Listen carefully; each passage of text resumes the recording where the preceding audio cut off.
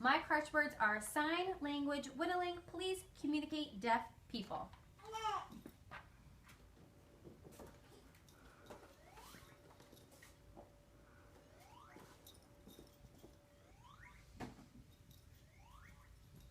You should learn sign language. There are approximately 70 million deaf people worldwide. You should learn sign language. As I say this, a story comes to mind. A story about a young man walking down the street whittling. For those of you who do not know what whittling is, it is carving something out of wood using a sharp tool or a knife.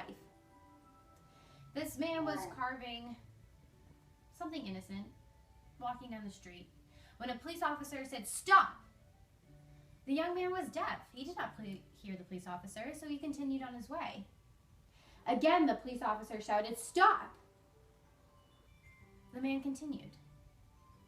The police officer again shouted, "Stop!" And when the young man didn't, he was shot point blank.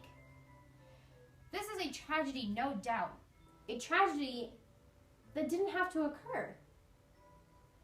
You should learn sign language, especially if you are in a position of power, such as a politician, a police officer, a doctor, a lawyer, because it is your duty to serve those in need, to help everybody.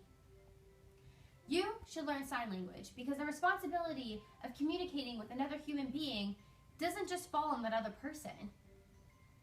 As a hearing person, you may be trying to communicate with a deaf person and think, "Why don't you hear? Why don't you speak?" But don't you think that deaf person is just as equally frustrated, thinking, "Why don't you sign?" You should learn sign language so that we can communicate freely with one another, express ideas, thoughts, and beliefs. You should learn sign language